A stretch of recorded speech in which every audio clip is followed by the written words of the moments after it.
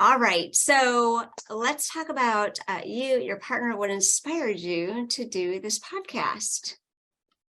Well, I had FOMO, Amy. I mean, there's only like 3 million bazillion podcasts out there. And I just felt like I needed to put my hat in the ring. No, I'm kidding. We actually had a group of ladies that were, kind of heading into second chapter of life. And we were coming off the pandemic and the quarantine. And that was really hard for me because I'm a hummingbird. And so mentally and emotionally, I felt a little bit like a caged tiger. And the silver lining to that was, as I go on walks with people and as I started talking with this group of ladies, I'm like, God, when we get out of this, like we should be doing something meaningful. This is not the back nine of our lives. This should be the new front nine of our lives. And let's go. And I kept having these discussions and we kept sharing different things throughout the pandemic. And it was about 14 of us ladies. We called ourselves the Salties.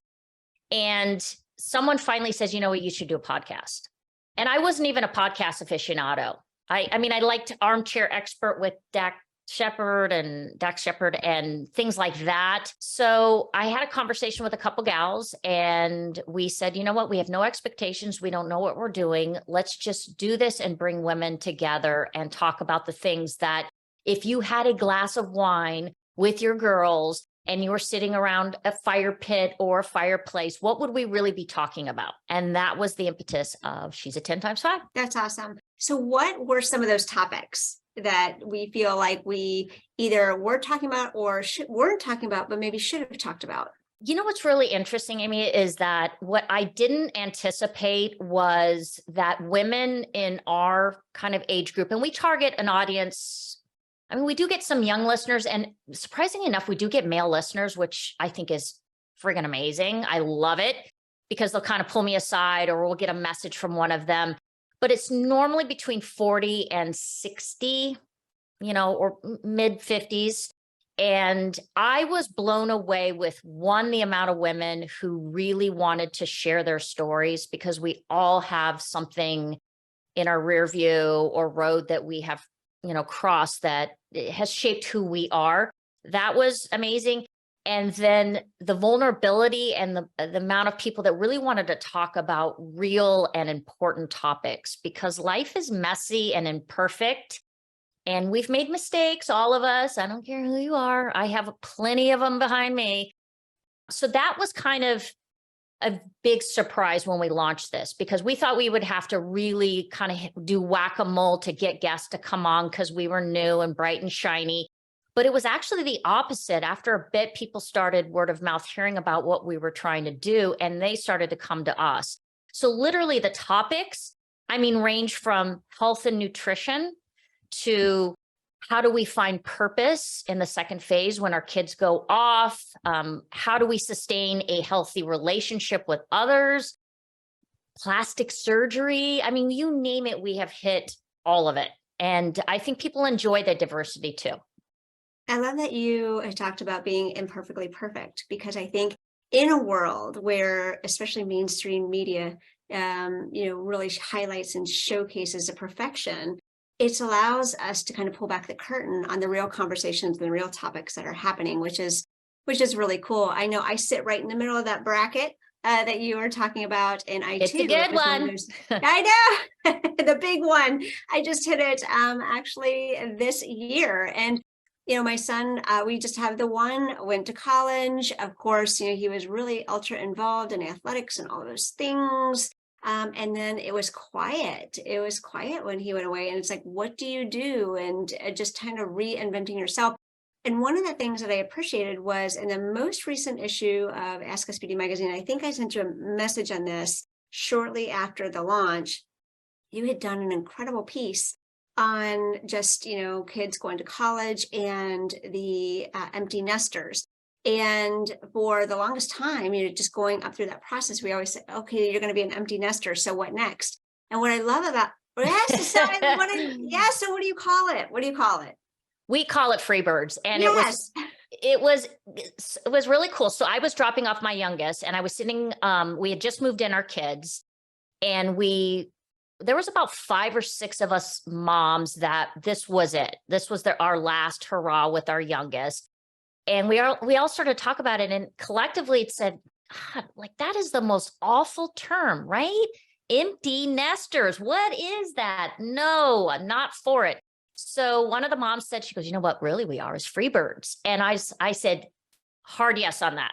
That is a great way to look at it, because as our kids go off and make new relationships and experience new things and live their lives with their new adult purpose, we got to be doing the same thing and have no regrets and have no guilt about it. And, the kids always find their way back to our homes. So that was something that I put out to the world in the airport when I was flying home from dropping the little guy off. And I'm not going to lie, it was kind of funny. I had a complete come undone in the airport. I cried all the way to Avis. I got my shit together. I said, "Okay, Laurie, get your shit together." I dropped my car off. And then as I was coming through the airport, I settled myself. And then I happened to run into the husband of one of my neighbors. Hadn't seen him for a real long time. And he was like, "Oh my gosh, Laurie, what are you doing? We're on the same flight." And the waterworks happened. And then I sat and wrote about it. And that little write-up piece, we kind of expanded on it for Ask Us Beauty, but we put it out on social media. We got hundreds of DMs from people. It was great. 100%. And it was incredible just to see my phone personally blowing up with my own friends to say, "I love that. I love the phrase, and I love just the whole mentality around it." And it was it's like you helped flip the switch to say, you're empowered. You can have fun. This does not have to be something, sad or somber, but yet we can do so much with it, which I love. So thank you just for bringing light to that and spinning it in a new and a fresh way that we hadn't ever heard before, which was really great. What Glennon Doyle, just to add on to that, Glennon Doyle, read her book because it was recommended. Everyone's read that book, I think. And this is Untamed. And one of the things she said that really resonates with me, and I like to repeat, is a good mother doesn't slowly die for her children, but shows them how to fully live. And I think that hits it for me, because I think we owe it as good moms to really have a meaningful and full life so that our kids feel the freedom to do the same. And we set the right example for them. That life, women we're living a lot longer, right? So we have a lot more ahead of us. And so I think by doing that and having that mindset of we owe it to ourselves and we owe it to everyone around us to set the example for what fully living life is like, I think is fantastic.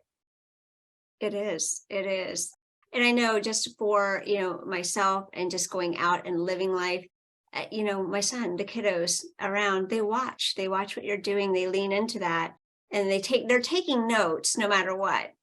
So it's really up to us to live our best life and yes, empower ourselves, but empower each other as women. And so I guess for you, tell me a little bit about the group then of these amazing women that have kind of come together and just their sense of self and rising each other up and how important that really is. Yeah, I've had a lot of thought about this. For people that don't know our podcast or know me, I'm a graduate of the U.S. Military Academy at West Point. And there were not that many graduating classes ahead of me. So it was really kind of still an interesting choice for someone with my personality type. And you would think that there were so few women that we would have locked arms and really helped each other through that journey of 4 years and beyond. And it actually was the opposite. And I think we were kind of sometimes our own worst enemy. I don't know why. Maybe it's because we secretly felt that there were only so many opportunities that women would have. So we had to kind of step on one another to try to grasp them. But as I talk to people, I think a lot of women our age group, and I'm talking, mid 1960s to mid 70s, early 80s, I don't think we growing up did a very good job with this idea of sisterhood, which was empowering, supporting, cheering on. And I think now we're trying to pay it forward. So I think collectively, the people I surround in my life are all about that. I think every one of the women that come onto our show or who we partner with, are really trying to do a better job with helping to empower other women, paying it forward to them, helping them network, finding opportunities, and really celebrating their success, because it's not a zero-sum game. You know, if you succeed, Amy, doesn't mean that I can't find my lane of success. And so I think we're much more enlightened in that way. What about the pandemic? What do you think that that's kind of changed or changed the game? For women, or just? Yes, just for women and the social networking and the connectivity. And even during that time, a lot of folks weren't able to get together. So we did all flip on our cameras. I mean, that was something before that might have been a mobile device or a telephone. And now everything has changed, but now we're somewhat, into the new normal, whatever that is. So how has that changed, I guess, the relationships or the support or the encouragement or the community that you know and love just around you? That's a really good question. I think a couple things. I think that the pandemic really put on the map just what we're doing right now. You're in Florida, I'm in California, we're Zooming, we're having a conversation. Even before you hit record to this conversation, we had a great, lovely discussion, two women together. I think it's made it a lot easier for us to nationally and internationally connect with women we might otherwise not. And it's made it easier for us to have conversations. The downside is, I think, and I've seen this a bit, I think for people that have certain personality types, I think the pandemic and kind of the aftermath of it has set us back a little, where we find it easier to kind of stay within ourselves and be ostriches and put our heads in the sand and just kind of do our own thing, because we were kind of given that excuse that it was okay for a long time, right? And I think shaking that off and re-engaging has not always been easy for some people. And so you talked a little bit about the people that you've met along your journey and just the diversity of women who have been on your show. And so when you look back, is there any one podcast or story that that sticks out to you in your mind? Well, I have to say Michelle, because she's, one of the perfect trifecta behind Ask Us Beauty. I knew you were going to ask me this because you told me, and that is a very, very tough question to answer, because I think, we have covered topics. We were able to engage with people on supporting the Title IX anniversary. We were able to bring on Rachel C. Thomas, who's this young whippersnapper out of DC that was a victim of human trafficking that came out the other side and now is sharing her story and helping other women. And man, we had women from across the country that reached out to us, that had people in sororities listen to the podcast. We had the cougar.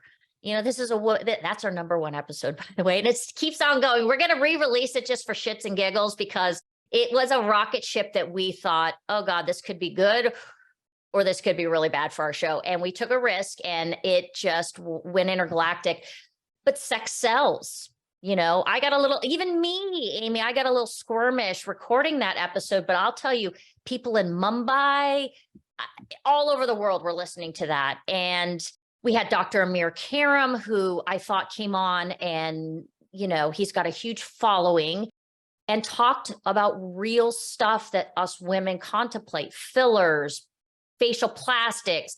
And it was a really refreshing and honest, non-salesy kind of episode. We've had just phenomenal guests. We've had celebrities to best-selling authors. So I cannot pinpoint one, but I will pinpoint one thing, which is every single one of our guests has come on and they've had something that they have done that has been brave. They've exposed themselves, they've exposed their industry, a little piece of themselves. And that, to me, is it. That's amazing. That's amazing. Fair enough. And thank you for that great answer. And so when you look back then, what would you say would be your biggest lesson learned just through just the podcasting, just starting this from nothing and making it something that people really lean into? What would you say is your biggest lesson learned? Biggest lesson is just say what the fuck, or don't give two you can edit that out. Sorry, I use bad language on my podcast too, in case you were wondering. I think that, have us like just an attitude of go for it. I mean, that's what we did. We had no idea what we were doing as two 50-ish women. We sat at the table. We had a lot of fun. We laughed at ourselves. We've put ourselves out there in ways that, our children kind of at first were about, oh, what is she doing now? But in doing so, the podcast has had organic growth. We've been very, very particular with not trying to get ahead of ourselves on that one. We've been very particular with who we've partnered with. We've had people that want to advertise or sponsor that just, it hasn't been the right time or maybe the right opportunity. And we just kind of were ourselves. And so I think if we all could just be a little less afraid and not be afraid to fail so much, there's so many silver linings you can get out of it. And the other thing I'd add is that it has given me a chance to meet women and network with them and help them in ways that I get what I call psychic income from. I feel really good. It has made me a better person because every single episode with women, I learn something I should be doing more thoughtfully or intentionally. So I feel like my personal growth on this. So for women that are out there, whatever age you are, I think if you just go for it and stay true to your heart and your moral compass, I think it's all win. Okay, so with that though comes barriers and limiting belief and self-doubt. So what would you say, like, what would be the one thing that you would say for someone that you're saying go for it to get out of their own way and do it? What would you say? Well, I think the reasons why we tend to get in our way is and especially in today's society, my God, I think we're very preoccupied with the opinion of others and this sense of we have to not show vulnerability and it's a highlight reel at all times. Failure is a good thing.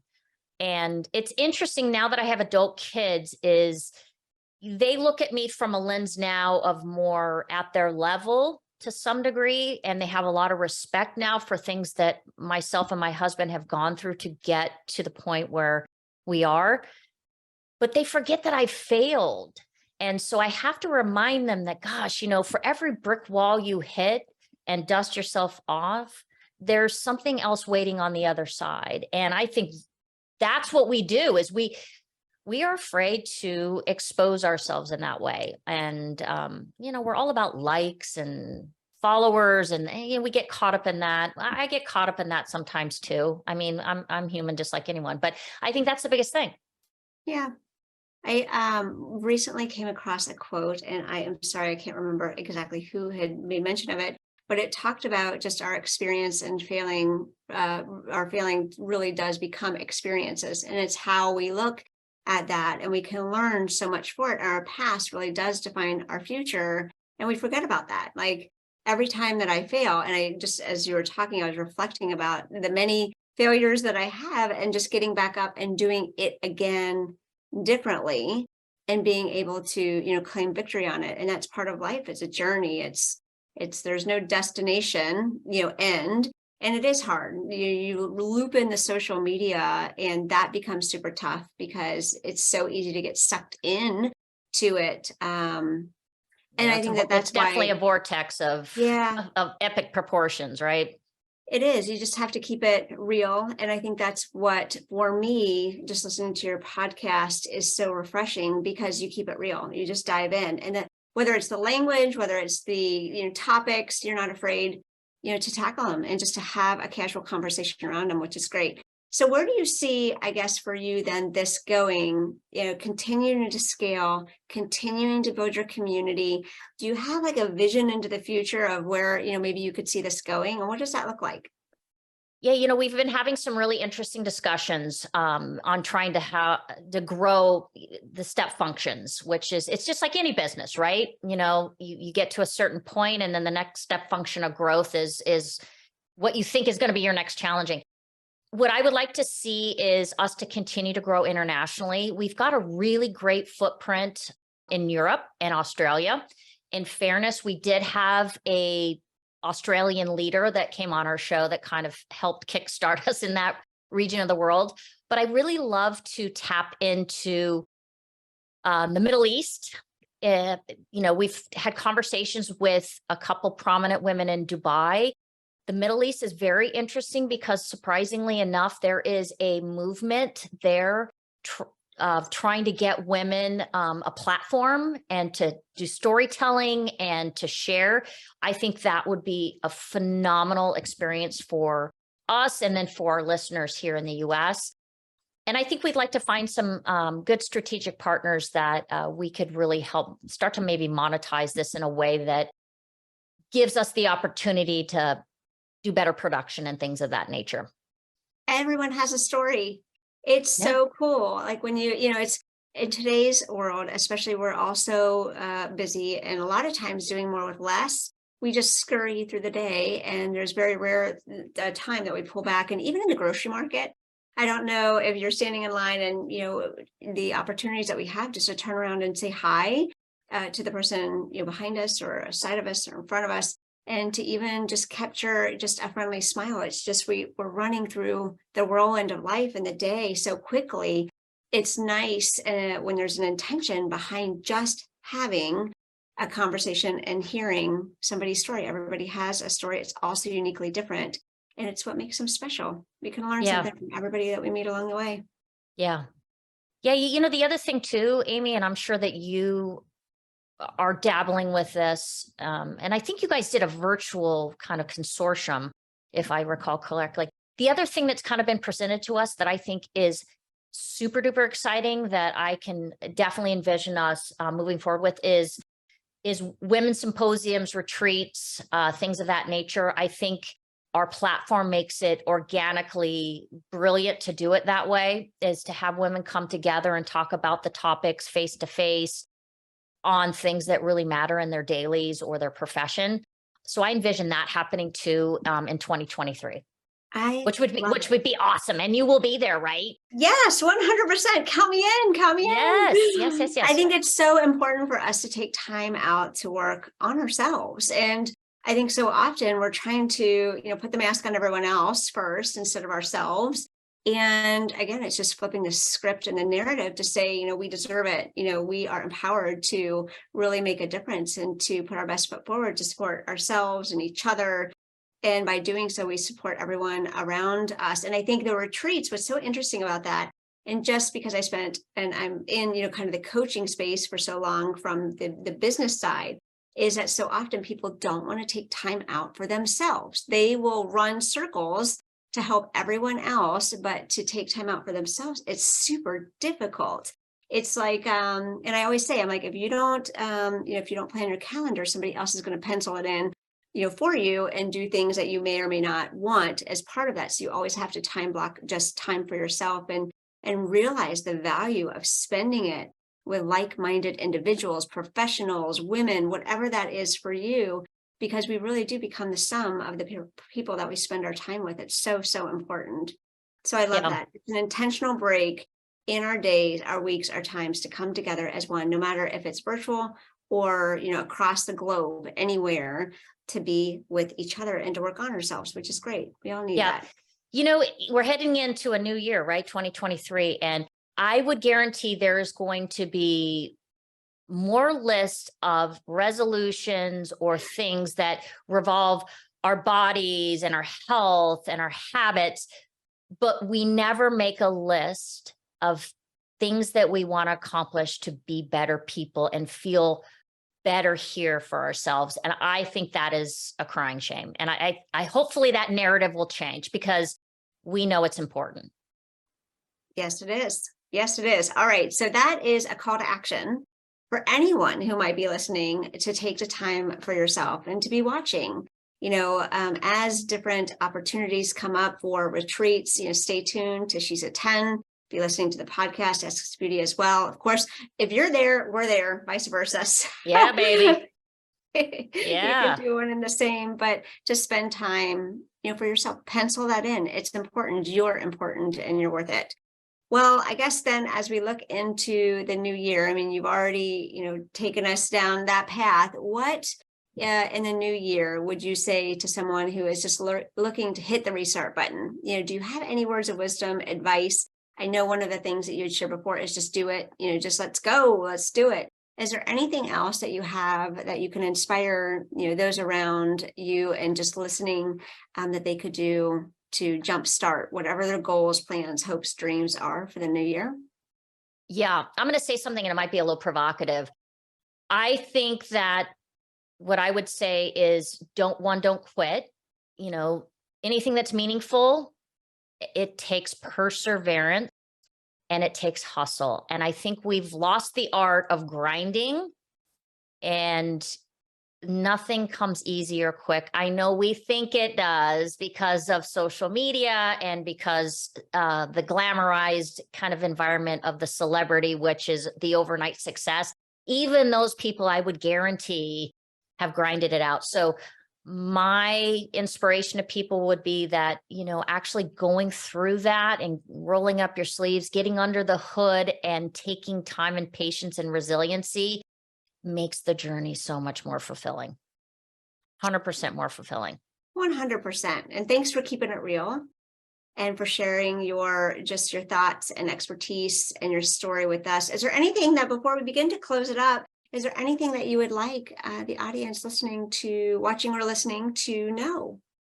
Well, I mean, I don't know when you're going to put this out to the world, but unbeknownst to everyone and against popular opinion, I've actually been more nice than naughty this year. So I kind of hope there's something good in my stocking. All right. Can we? Yeah. Like maybe a little something in my stocking, Amy. I don't know.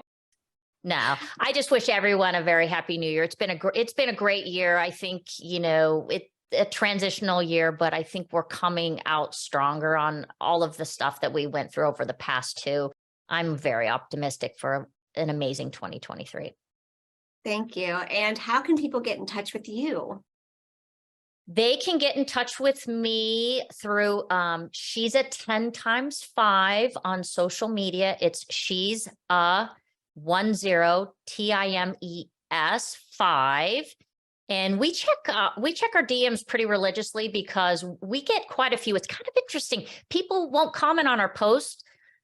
Sometimes they don't even follow us, but yet we get a lot of DMs, and we've been really, really good about responding because a lot of times we get really good material for the pod. And we do have a website, which is the same. It's just she's a 10 times 5.com. And then I do have an open personal account. I prefer you not go to that one, but go to She's a 10, but you can always reach me personally there too. And that's at Laurie_Reider. Thank you for the meaningful work that you do, and wishing you a very Merry Christmas, a great holiday season. And I just have a feeling that you're going to get something, just the something that you're looking for. Check.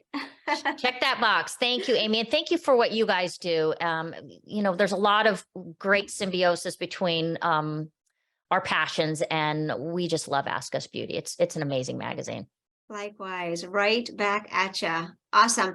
All right. Well, if you haven't checked out Laurie's article in the latest issue, the holiday issue of Ask Us Beauty magazine, be sure to do it. You can catch that on our website, and we'll link to it as well in our socials. All right. Thank you so much. Have a great rest of the day. And again, thank you so much for all of the meaningful work that you do.